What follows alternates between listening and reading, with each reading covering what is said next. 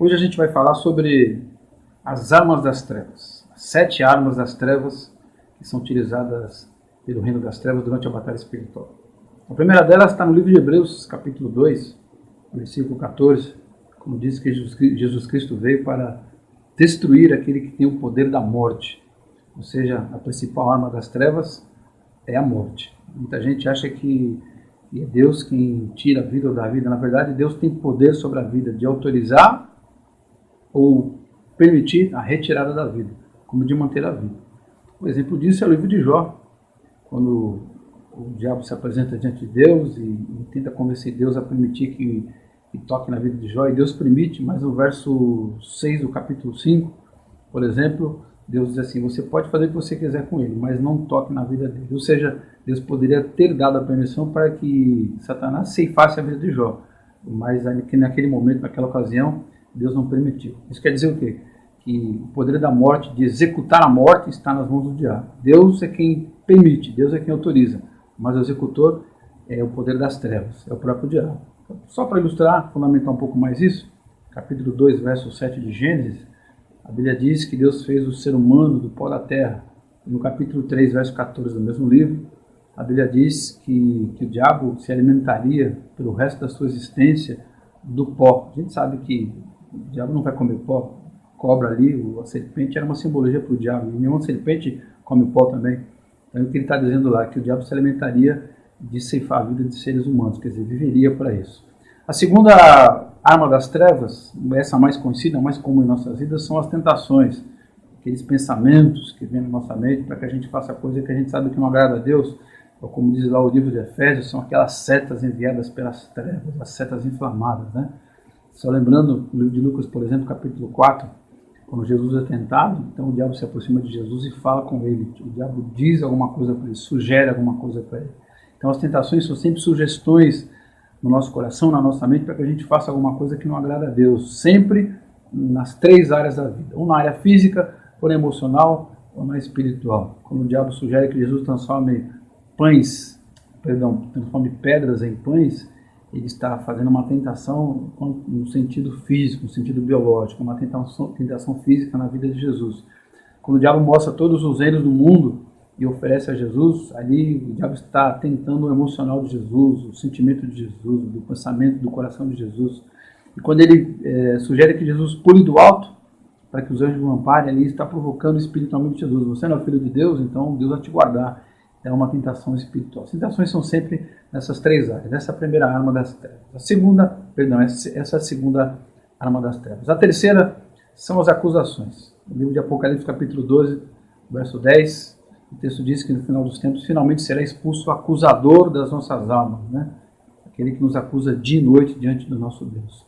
Quando uma pessoa comete um erro qualquer e se arrepende de verdade, depois busca o perdão de Deus e é efetivamente perdoado, e mesmo assim continua sentindo uma culpa na sua alma, sente uma acusação no seu coração, das duas uma: ou ela mesma não se perdoou e aí precisa liberar o auto-perdão, ou ela já se perdoou e Deus a perdoou e ela está ouvindo, na verdade, no seu coração, na sua mente, um sussurrar das trevas, dizendo que ela não foi perdoada, acusando-a dia e noite.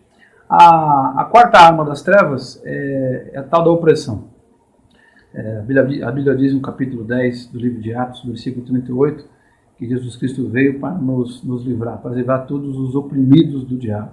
Então o diabo, o reino das trevas, os demônios, eles cercam as pessoas para pressionar. Um exemplo disso, lá no Velho Testamento, você tem o rei Saul, que tinha um espírito maligno que o atormentava, né? Então aquele espírito maligno ali, ele não possuía o corpo de Saul, mas ele perturbava a mente de Saul, e Saul ficava meio que doido. Ele só se aliviava daquela pressão percebida emocionalmente quando Davi tocava a harpa para ele. Então, só lembrando, algo que eu já te expliquei em outro vídeo, a manifestação das trevas se dá sempre nas dimensões metafísicas e espirituais. E no caso da opressão, ela acontece ao nosso derredor ou ao nosso redor. Então, quando você chega em um lugar, por exemplo, onde tem um culto satânico, um lugar de idolatria muito forte, e a gente sente aquela coisa, você sente aquela coisa esquisita, e às vezes até no corpo tem gente que fica arrepiada. Então, naquele momento, a pessoa está sendo oprimida. Oprimida aonde? No seu derredor. Agora, se a pessoa se abrir para a ação das trevas, aquela opressão ela pode sair do derredor ele pode vir para o seu redor, como diz lá o livro de Pedro sobre o derredor e o redor. Mais ou menos como aquela linguagem dos filmes americanos sobre os vampiros, né? O vampiro está do lado de fora da sua casa, mas ele só entra se você o convidar. A quinta arma das trevas são as induções. O livro de Mateus, capítulo 16, verso 23, é o texto principal que mostra essa ferramenta das trevas em ação. Quando Pedro chega para Jesus e tenta convencer Jesus, tenta dissuadir Jesus de ir para a cruz. Naquele momento, de forma surpreendente, Jesus olha para Pedro e diz assim: para trás de mim, Satanás. Satanás quer dizer o opositor, o inimigo, né? Aquele que se opõe. Então ele está dizendo: você está se opondo. E ali é um jogo duplo de palavras, né? Naquele momento, Pedro era um opositor ou era Satanás? Ele não estava possuído, claro que não. Mas ele estava sendo, de alguma maneira, instrumentalizado pelas trevas. Quer dizer, as trevas induziram a mente de Pedro, a pessoa de Pedro, para usar da sua persuasão, da sua proximidade com Jesus, para que Jesus não fosse para a cruz, coisa que ele precisava fazer com certeza. Então, as trevas podem usar a vida de pessoas, e o pior, a má notícia é que não só pessoas, mas pode usar entidades, pode usar estruturas, pode usar situações diversas. Um exemplo simples para deixar claro isso, por exemplo, no livro de 2 Reis, capítulo 6, quando o profeta Eliseu é cercado pelo exército inimigo ali, tem um momento em que ele pede para que Deus abra os olhos do secretário, do seu auxiliar, para que ele enxergasse o mundo espiritual. E ao redor deles ele diz assim: na verdade os que estão conosco são mais dos que estão com eles. Eles quem? Os soldados? Sim, com soldados, mas os soldados eram visíveis, eram homens, né? Na verdade havia seres espirituais ali ao redor, seres do bem que vieram socorrer, anjos que vieram socorrer Eliseu, porque havia os seres do mal ali por trás daquela ação do governo, do inimigo do povo de Israel. Então, uma indução pode ser através de um governo, uma política de empresa, pode ser de várias formas diferentes. A sexta arma das trevas são as possessões. Essa é um pouco mais conhecida, né? E todos os textos, todas as citações de possessões que existem na Bíblia aqui, eu quero citar uma especial, capítulo 16 do livro de Atos, especialmente o versículo 18, quando o apóstolo Paulo chega ali e expulsa um espírito que possuía uma moça. Depois que ele tira o espírito do corpo daquela moça perde os seus poderes sobrenaturais. Bom, quanto existe possessão não é muita novidade, mas talvez aí o ponto de divergência, de discussão maior, seja quanto à possessão de objetos, né? Então tem um pessoal que também estuda essa coisa de batalha espiritual e que tem uma visão um pouco diferente. Então tem um pessoal que estuda esse assunto, pessoal de série também, que pensa sobre o assunto e que não gosta muito da ideia de dizer que seres das trevas possuem objetos. Então, na verdade, tem um pessoal que diz que os seres das trevas não são divididos em regiões, vamos dizer assim, como está no livro de Daniel, capítulo 10, e esse mesmo pessoal diz que os seres das trevas eles não gostam de possuir objetos, eles não possuem objetos, que isso seria, na verdade, influência da cultura pagã jogada dentro da teologia cristã, né? Então, o que esse pessoal diz é que os demônios, eles obviamente possuem homens, eventualmente animais, como no caso do Gadareno, aquele sujeito em que havia ali uma legião, mais ou menos 6, 7 mil demônios naquele sujeito. Jesus expulsa os demônios daquele sujeito. Os demônios daquele Gadareno, daquele sujeito da cidade de Gadara, eles pedem para ir para os porcos. Então, quer dizer, ou eles queriam um ser humano, que era o Gadareno, como não podiam estar no Gadareno, eles pediram para ir para os porcos, não para os sepulcros, objetos. E Jesus permite que eles vão para os objetos. Aliás, ali até se explica, né, o comportamento de alguns animais. Animais podem ser possuídos, como diz o texto lá, onde os porcos foram possuídos, né? Então esse pessoal diz que os seres das trevas possuem homens ou porcos, nunca objetos. E a gente sabe que na verdade o objeto não tem vida, então não pode ser possuído. O próprio apóstolo Paulo, 1 Coríntios capítulo 8, verso 4, diz que um objeto que é usado como ídolo, por exemplo, de idolatria, ele em si só não é nada, não é nada no mundo, como ele diz lá, capítulo 8, 1 Coríntios, versículo 4. O objeto, o ídolo, não é nada no mundo, ele não é Deus, não é nada.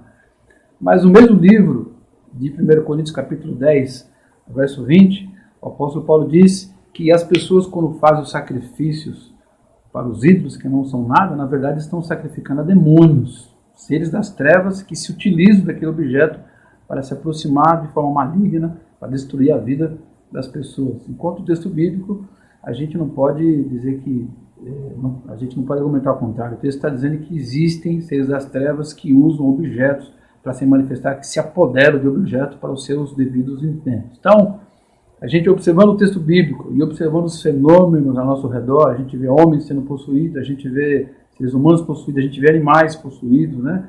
A gente pode entender que existe essa possessão. E quando a gente vê alguns outros fenômenos, como os famosos fenômenos Poltergeist, lembra disso? Da palavra alemã, né? Que significa os objetos que se movimentam.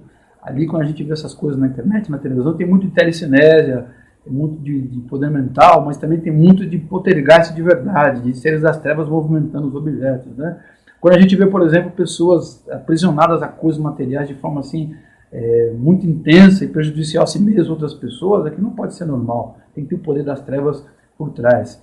E na cultura brasileira, principalmente, tem aquela coisa do presentinho que alguém recebe e por conta daquele presentinho acaba ficando doente, por exemplo. Quem nunca ouviu falar de alguém que recebeu um presente, um perfume, geralmente um perfume, né? E com aquele perfume a pessoa, ele foi consagrado, foi feita uma feitiçaria com aquele perfume, e a pessoa ao aceitar o presente e usar o presente acaba ficando doente. Então a gente percebe ali que o reino das trevas realmente usa coisas materiais. E a última ferramenta, a última arma das trevas são as doenças. Obviamente, claro, que nem toda doença, a boa parte das doenças não são geradas pelas trevas, assim como as próprias tentações, nem todas são geradas pelas trevas. O mundo nos tenta, a nossa própria carne nos tenta, não só as trevas. Aliás, o livro de Tiago, capítulo 1, verso 14, diz que alguém, ao ser tentado, é tentado pela sua própria cobiça, quando essa cobiça o seduz, né, e o atrai.